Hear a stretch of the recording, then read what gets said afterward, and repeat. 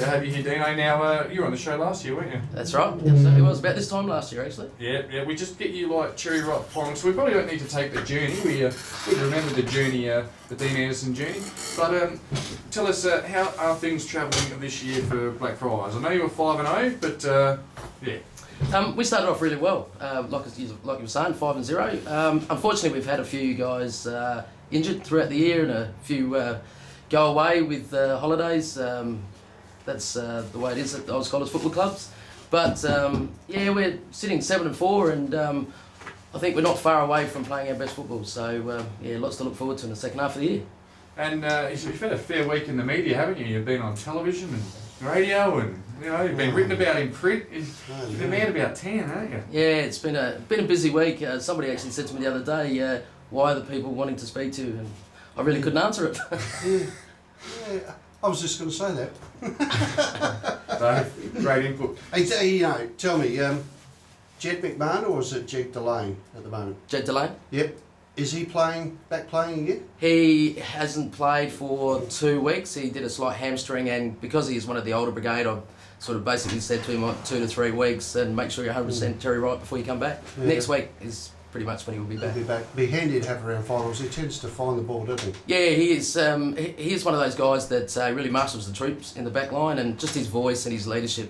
Hence why we've put him in the leadership group this year to help develop some of the young leaders in the football club. So yeah, he's been fantastic for us. And one guy I know came out to training earlier in the year. He trained one night, and he's probably listening this morning. Graham Muscat, slack one, who played for Greenacres years ago, won a medal actually. Playing for Greenacres, I think Div 2 reserves, I think it was. Graham, good footballer. He trained once, and that was it. The body packed up. Yes, he did train. He actually trained with my nephew, and trained pretty well. Skills haven't changed since he was a kid. Still can't kick, but yeah, body. I mean, he's what 30, 33, and he's saying his body's packed up. I'm 43 and still getting a kick. So. If he is listening, he pretty much needs to toughen up. Yeah, but there's not much of him, is there? He's pretty skinny, right? No, he'll tell you he's a big fella. He'll tell you he's pretty tough and pretty strong. But yeah, unfortunately his body has packed up because it would have been good for us. Yeah, certainly would be. He's a really in and under good footballer. I remember he went to Brahma Lodge for a while. You were at Brahma Lodge? No, I was actually at Modbury when Graham was at Brahma Lodge, and Graham did come across with the other brother and played a year with me. Yep, yeah. And the other brother? Enjoying life. Yeah, Jason's enjoying life. He's actually playing Super Rules with me every second Sunday and struggling to get a kick in that. So I think he's pretty happy just going and watching the football these days. What team in the Super Rules are you playing for? Play for Fitzroy. Yeah, through a couple of guys through Blackfriars who played for Fitzroy, and yeah, we have a real bowl, and we had a trip away to Tanunda a couple of weeks ago. But, we had our first win last Sunday, so it was great. Yeah, there's a couple of Greenacres guys I think playing the Super Rules side as well. Yeah, I think there is. Look, there's players from everywhere. I know we've got one on next week, a legend in Super Rules, Louis Colotto. And Louis is coming in next week as a guest, and looking forward to that. Talk to him, he's a character.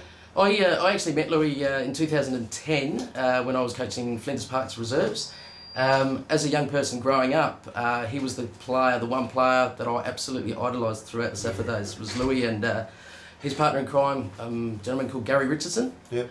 They were probably two of the best players in the SAFA comp. I remember Louis. I went away to Broken Hill with the under-35s team one year, and Louis was built like a brick outhouse. He was a strong boy. I think he played for Glenelg a few games, and went back to Flinders Park, and like a member of the club, he was just a legend with the club. Oh, and he still is. I think he's a legend everywhere he goes. He's a fantastic club man. And I think he's still umpiring Flinders Park's D grade. Yeah, so yeah, he is. He's a club man. So it'll be a bit of a education next week, because he's a funny boy. I know when we got on the Terps up at Broken Hill, if there was anyone funnier, I'd be very surprised. He is so hilarious. Funnier than me, Dave? Yeah. For sure. He keeps his pants up. Hey, let's talk about Blackfriars and the way we're travelling. Look, obviously I was there Tuesday night. The thing I talked about on Tuesday, the thing that impressed me the most is the culture of what you seem to be putting together there. You've got a lot of great people behind the scenes. Just for those that didn't get to see grassroots, just tell about some of the people behind the scenes at the Blackfriars Footy Club. Yeah, look, over the 2 years I've been there, we've really tried to change the culture of the football club, you know, and because it was a bit of a sort of a freelancing football club, players come and go to suit themselves, retraining. So I've really tried to, you know, push the fact that, you know, training's there for a reason and set some rules in place. There are 4 or 5 fantastic people in the football club that without them, Blackfriars wouldn't survive. You know, and the David Horsells, President Tom Zed, and then there's the women of the football club, Caroline Bortolotti, Wendy Curtis, Claire Blunt, there's Dennis Blunt. There's, you know, and they're all basically parents of some of the young guys playing the game. Jake's parents, isn't it? Yeah, and Jake makes his return today from a knee recon, so that's fantastic. After winning the carton on Tuesday night? Yeah, certainly, and unfortunately his mum and dad are away on a dirty weekend, so they're not going to be there to see I'll him. be pleased to hear So that. if anyone's in Warina, ask for the Blunts. But that it, we're in it. Ask for the blunts. yeah, exactly. If the joint's rocking, don't bother knocking. Yeah, but you know, there's Heather Sanford, our trainer, fantastic lady. You know, so passionate about what she does and loves the lads, and her son Matt. Like I say, without these people, Blackfriars would not survive, and we're really pushing to have some other young fellas' parents come on board, but unfortunately that it takes a bit of work to get them. That is the nucleus of all football clubs, isn't it? No matter which club you go to, there's the canteen people, volunteer their time, the presidents, secretaries, you know, people like Heather. But to see them there on a Tuesday night as well, Dave, to see them there on a Tuesday feeding the boys on a cold night with the soup, you know, and I'm talking, you know, proper vegetable soup and garlic bread and all that, and just getting them together after training, like, it doesn't matter what club you go to, it's like the Grand Prix come the end of training, people taking off in every bloody direction, you know, but you know, Blackfriars, no one went anywhere. Everyone hung around. It wasn't just the fact that there was all these cameras there and this mass swarm of media. There would be rolled up newspaper like a microphone. That's one of the things we tried. That with the dog again. Unbelievable. I like dogs, mate. That's one of the things we tried to. Can we not interrupt, Dan, please? One of the things we tried to install this year is sticking around at the club on Thursday nights, because as you can appreciate, we don't have a bar there on Saturday nights and you know, big kitchens and that. But what we've tried to do is run a few raffles and keep the boys at the club, and we do have meals now. And we also now have a bar on home games as well, which is that the little club rooms? That's right. Yeah. We now have we've applied for a liquor licence every home game. So football clubs that are coming to what we call Hound Park, you can get a beer and a can of spirits at a really good price. So it's fantastic. All good steps. I'm surprised you can get a licence here, because I know, and I can go right back to the 60s with St Dominic's when they were there. Yep. I found it very hard to get a liquor licence because it was Adelaide City Council land, and they leased it, and Adelaide the council objected to it, along with a couple other parkland sites. One of the big supports in getting the liquor licence, and it's been a bit of hard work done by Tom Zed and David Horsell to get it, but the school have been really supportive in that you know, they do share the oval. They've now put second oval in as well, next door. Yeah, so the school are really supportive, and a gentleman by the name of John Harmer, whose son actually plays for us. Yeah, John, I saw him. Yep. Well, John's away with the Olympic water polo team at the moment. He's been fantastic, and Leo Panzerini, who has really been supportive in trying to sort of gel the school and the Old Scholars Football Club together and be supportive in that way. So it's been great. Yeah, John worked on that as a teacher at Blacks. He was always fostering the lads playing footy, and I think John himself, yes, he did. I know he did. He played for St Dominic's for a few years as well, and heavily involved with water polo because my lads were playing in the team at school when he was there. But that's great. Now, all your presentations of a Saturday night, do they go back to the wonderful Wellington? Yes, we do. We still go back there. They obviously are our major sponsor. We go back there for the awards at 7:30, and we run we have great meals there. Probably the best meals that I've had. They are. I've been there a couple of times. And they are really supportive in making sure that they look after us financially and with their facilities. We have our presentation nights there and some other little functions. But we do the awards at 7:30 there every Saturday night. So get on down if you want to be part of it. You're in for it now, mate. I thought this was hang on, TJ. Hang on. Like 5. Wow FM. Well, I really don't need to play it if you're going to do it, Dave. Right, look, back by popular demand. By popular demand, I like it. It's called TJ's Grill and Burn. Ando, are you ready for it? Yeah, okay. Right, now, Greenie, specific instructions for you. Shut up. Yeah, shut up, mate. All Alright? Just as quick as you can. You can pass if you want. First, we're going to hit on you a little bit, and then we're going to get you to burn the boys. Alright? Feel free to make sure you hammer a few of them. Okay. Alright, name? Dean. Well done. So you're good at this. Alright, nickname? Beekeeper. Genuine height? About 5'6.5". Star sign? Aries. Do you read them daily? No. Football highlight? Probably all the premierships I've played in. Best amateur league footballer seen? John Painter. Favourite AFL footballer currently? Currently, Brent Harvey. Favourite food? Pasta. Favourite drink? Bourbon. Favourite movie? Don't have one. When you were growing up, who was your football idol? Football, Malcolm Bly. Which AFL club do you bag for? Kangaroos. SANFL club? The Eagles. If you weren't at Blackfriars Old Scholars, what amateur league club would you go for? Mulberry. Fair enough. Okay, here we go. Who hogs the mirror in the change rooms? Well, I would say Sam Horsell. He's a bit of a pretty boy. Who uses the most hair product? Probably Sam Horsell. Who's the sharpest dresser? Sharpest dresser, Mike Rogerson, I would say. Who's the worst team in person to go out with? Sean Pratt. Who is the most flatulent? Sean Pratt. Who's the funniest bloke at the club? Funniest bloke would probably be Sean Pratt or a bloke called Tom Saby. If I see one of your players said that you think you're Stone Cold Steve Austin, which player would you say it was? Starrer. Thank you. That was TJ's Grill and Burn with Dean Anderson. We're going to get into this week's Division 6 games. Interesting. I'm sure a few of the boys would have enjoyed that. Always like to hear the boys get burnt a little bit. Yeah, he's going to hear about it when he gets to the ground today. I hear about it anyway.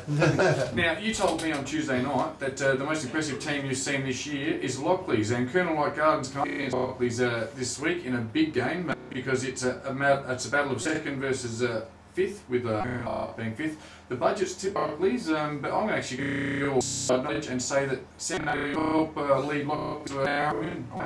Yeah, I think they've got an even spread of good players right across the board, and they've got some really good tools. And the coach at Salisbury's been playing Darren Iron. I think they're got a really even spread, and I think they're pretty well coached as well. So I can see them winning. Well, you would have to say, I'll go with the inside info, and that's a goer for me too, Lockley's. Yep. Mawson Lakes come up against Trinity. Mawson Lakes coming up a horror month really after such a good start to the year. Much like yourself, sort of that mid-year slump has affected them, but good chance today to get back to the winners list against Trinity, and I think surely they'll find a way today.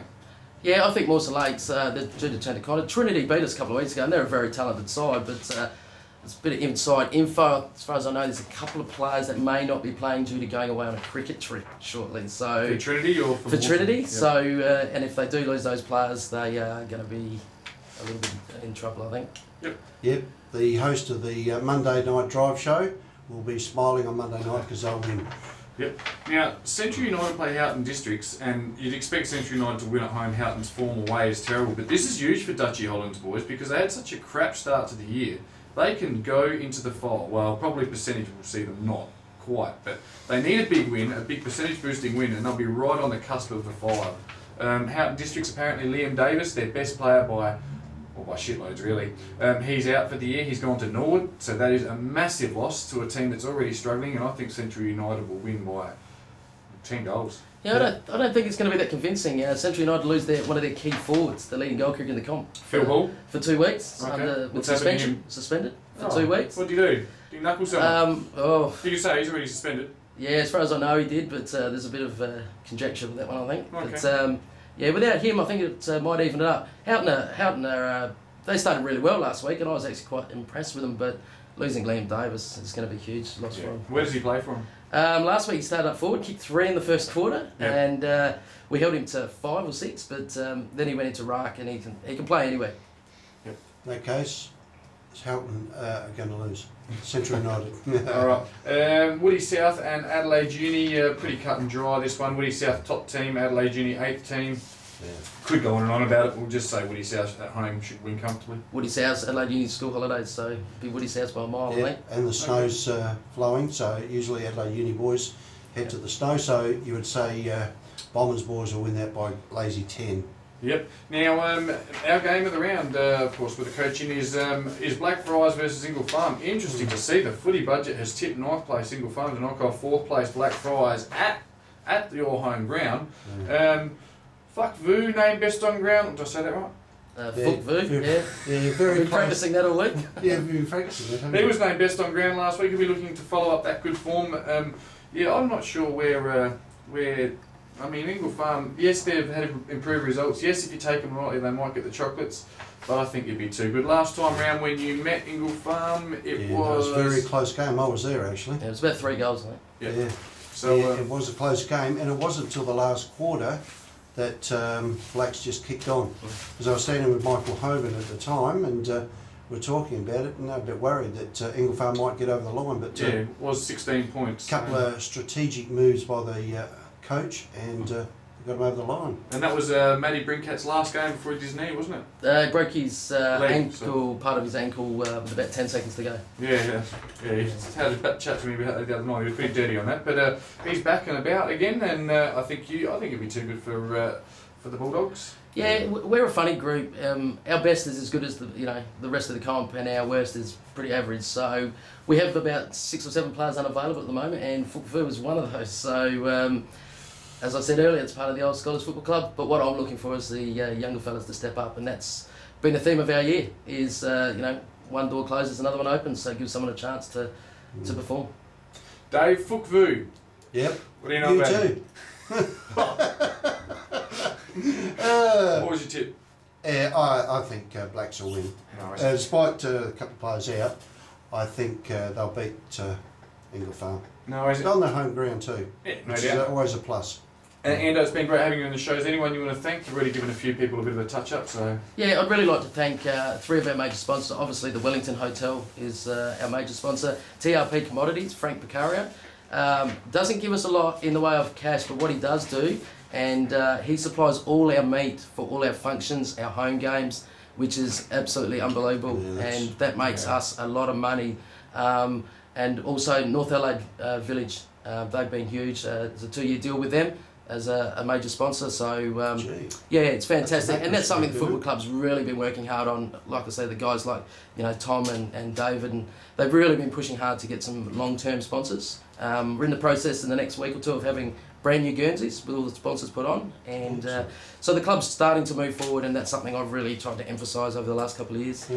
That's the Magnus Group own that North Adelaide Village. Yeah, and the that's vacant right. spot across the road. That's right, yeah, Good part of the Macus Group. Yeah, Caroline Bortolotti works in a pharmacy there and has spoken to them, and they're happy to get on board. And Fantastic. they were a sponsor last year and this year again, and yeah, I think it's again a 2-year deal for next year as well. So yeah, things are looking good. Get the Kelly on board as well. Yeah.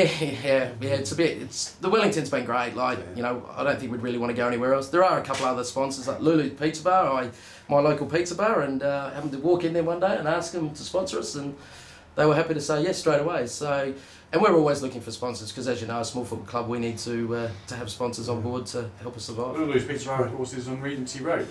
That's right. My stomping ground. Yeah. All right. Look, thanks for being on the show, mate. Wish you all the best of luck today against the Bulldogs. Hopefully you'll have a win and push onwards and upwards towards the finals. We'll have you back come finals. That wonderful time in late August, early September with amateur league. Yep. So.